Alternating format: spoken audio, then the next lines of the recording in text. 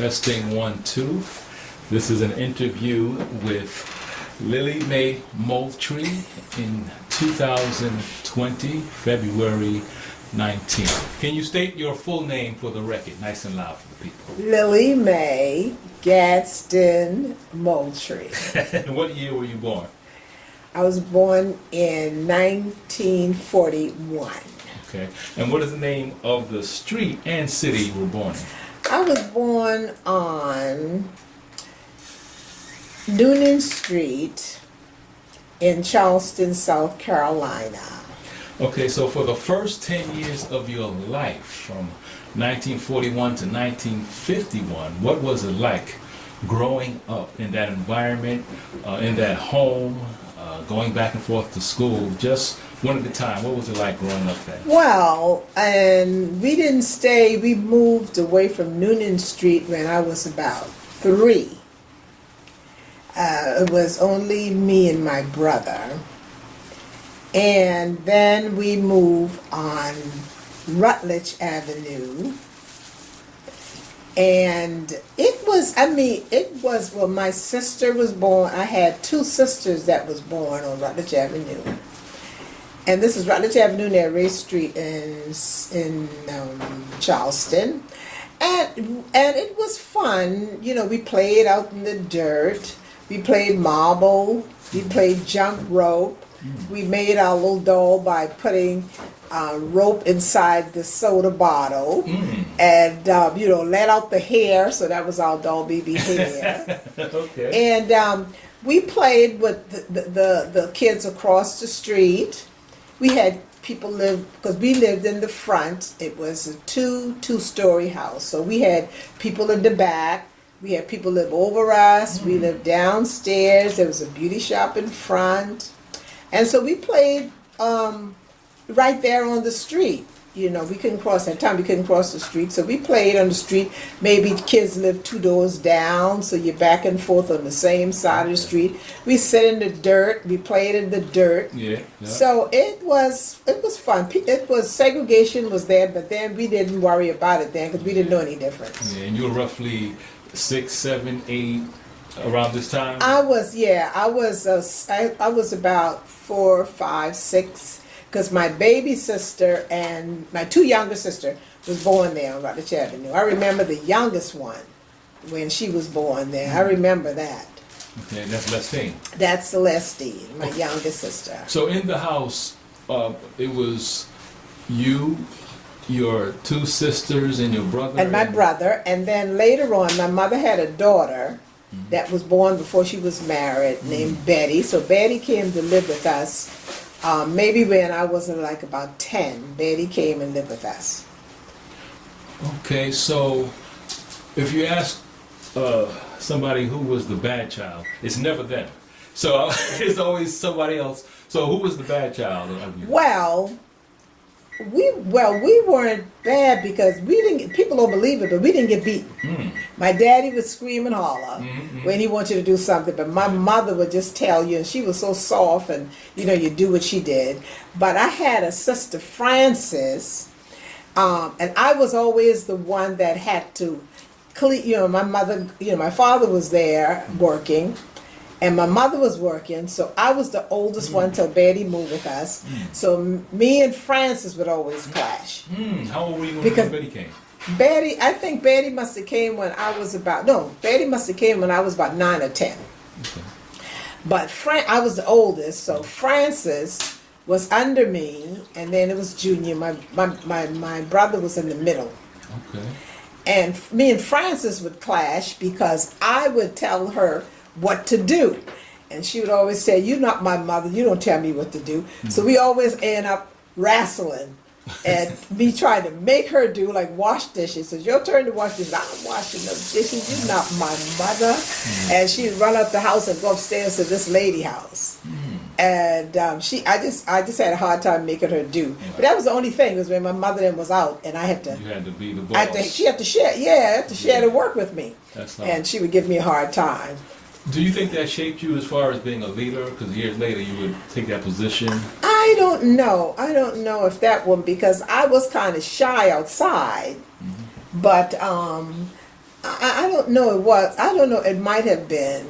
Yeah. Because you were shy outside, but sometimes it'll show up, like even 20 years later, where you just become someone who's not a follower and maybe not quite yet ready to be a leader. Right. Well, no, I was never a follower. Yeah. I was never a follower because if somebody doing something in the street that I didn't like, I'd go home. Yeah. So I was never. I didn't follow people. Yeah. You know, I didn't follow. But then as you get older, and I noticed that with myself, you just like develop into somebody that maybe somebody who is a supervisor sees that quality, and they'll give you that administrative position or some type of position where you would have to make calls on and that control somebody else's life. And when you have somebody who is not a follower, doesn't really want to tell people what to do, but because of age, you become a natural leader. A natural leader. So maybe if you look at it and you thought about it like that, you can see, okay, it did develop, but it took a long time. It's not something I pursued. Right. I didn't pursue. But you know, thank God, I was never a person that afraid to tell people what's right. I always figure that I didn't have a hard time because I figure I'll work with you side by side, and I try to treat everybody the same. So I never had a problem with, oh, you let this one do this. I never had a problem with that because I always know if I let you do it, I'm going to have to let somebody else do it. So I always try to be fair, and I'll tell somebody, well, you can, So I believe in being fair, and if you can't do it, then this one can't do it. And I work alongside with my people. I was never afraid to get my hand dirty, and whoever I supervise, I work with them. And okay, so going back to your childhood, what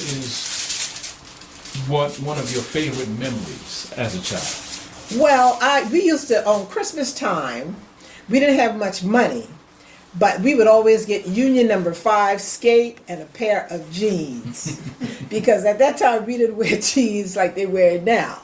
So, I mean, and most kids, if you don't get anything, when you get a certain age, you get a pair of jeans and a Union number 5 skates. So, and we didn't have as many cars. So, I mean, Christmas time, all you see is kids skating all over the street. You go from house to house, and these older people give you a fruit, an orange, and a fruit, banana, maybe a piece of fruit cake, and you just skate all day long from one part of town to the other. And one year I got a bike. Okay.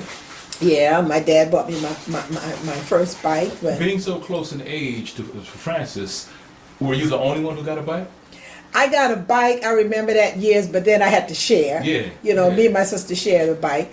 And then I think the next year, maybe my brother got a bike. Okay. But that's all I remember, got a bike. Okay. I ever remember that's all anybody ever got a bike. Okay. That's special. That's good. Now, going to the other side, as far as being a child, what were you most fearful of? Most fearful of as a child. I don't know that I had a fear. I really do. Thinking back, like kids have now, because we didn't have bullying. We had fist fights. People, we would be fist fight. I'm waiting for you after school. Well, but you always had bullying, though. That's what I'm saying. Like people talk about it now. We always had bullying, but we didn't think about it as bullying. We didn't use that term. I was bullied. This is so and so think I'm afraid of him. Or so and so said they was gonna beat me up. But we didn't say. It was bullying. We didn't even use that term. I was bullied. So I don't know the fear. I really don't. Looking back, I didn't. As a young one, you're talking about a young one. As a middle school. Because we went from 1st to 7th, and then we went to high school at 8th grade. And that could be tougher because now you have 7th graders and 3rd and 4th graders in the same, even 5th graders. And sometimes there's a huge difference in size. Where, give me that money, give me that nickel, or whatever. And, we had, because see, when I was coming up, the teachers could beat you. The teachers could spank you. The principal could spank you. You go to the principal office, you might get a couple of licks. And right, and our parents didn't come to school arguing with the teachers Yeah, because yeah, most of the time we wouldn't even tell our parents the teacher hit us because in that days the people, your parents said, "What did you do?" That's right. So, and I'm thinking now, I didn't have a fear because I used to go for my brother. My brother was quiet; he was the only boy, so he wasn't a roughie. So the boys on the corner, when he coming by, they might say something, and then I would go up on the corner and say, "Y'all better leave my brother alone." I go on the corner and say, three or four of them, y'all better leave my brother alone. And they would mess with you. No, and I never had a fight. As a child, I never had a fight. I never High had school even? No, never had a fight in school. Never had to, I never had a fight. Just you must have had this look on your face like don't mess with No, but kids didn't do that unless you run with a low rough crowd. me. Yeah. Unless you run with a rough crowd, you just didn't fight. Boys might fight at school. Yeah. Once in a while, you might have a girl in high school. But we didn't have, we didn't. Females weren't rough like that. No, girls weren't rough like that. And Wow. I never in my life had a beating from my mom and them. Maybe sometime I deserve it. And so, because I know we have to walk a good distance to to first and second grade. So my sister Betty would come. She lived with my grandmother, so she would come down and pick me up to go to school. And I remember crying a lot of days. I didn't want to go to school because I had to walk like a sixth grader, first and second grade. And then in the third grade, they built this elementary school not too far from us, thank God, called A.B. Red School. Red School, Burnett Red School. But I remember I used to cry a lot of mornings, hollering at my mother, I'm not going to school. I remember so vividly, my mother pulls out there, prodding me up for about a half a block, But okay, now as you're getting older, like you said, when you were younger, you didn't really notice racism. So when was the first time you really experienced racism? Well, and you knew it. It wasn't just somebody being mean. Oh, but you knew okay, it was it was because of racism. your color. Yeah, well, I don't remember quite the first time, but I remember you would be outside in front of the door sometime in the Citadel. You had boys that come to the Citadel, which wasn't too far from where we live. And so if you outside, a bunch of them might come in the car, come past in their car, nigga, like that. And then also, it was a street we used to pass by, and these little ragamuffin little white children be in the yard, and you pass by and they'll say, nigga, oh nigga. I mean, Now, how old were you about? Little five, these kids, me. Yeah. I might have been, because then we used to walk on King Street and go shopping on things, so I must have been over 10. I must have been on 10 because that Saturdays we would go on King Street to the 5 and Dime and buy our little things, So I must have been older than 10. And they were old enough to drive. No, we would walk. No, them. They were old enough to drive and yell out the car, or they. Oh yeah, because the Citadel, like a private military school where the Citadel is. So they'll be in their little car, and they pass by, and you out on the, either you walking down the street sometime, and white people will pass by and call your name out the car. Yeah. So I must have been like maybe 10, 11, Okay. Now there was a time too when you guys would walk to school and they may be on the bus and spit out the window or whatever. But well, they didn't do that too. You mean like the regular city bus? no, like the school bus or something. Well, we didn't have school bus. Okay. We didn't have school bus. We walked. You get the city bus. We didn't have school buses. Okay. No, like we I'm didn't saying, have like school the white buses. kids going to their school, and you were on the same road. No. No, Okay. not so much that. But just at nighttime when these you're in the car, a bunch of them in the car together. You might walk by walk by their house, or something, and they might say something to you like that. Okay, so now that you're older, let's say that you had never left and somehow you ended up in politics. If you had the power to address that situation and you were governor of South Carolina, how could you fix it? And when I say fix it, you can't change the heart. You can't change the heart. You can't regulate rightness, but is there a way that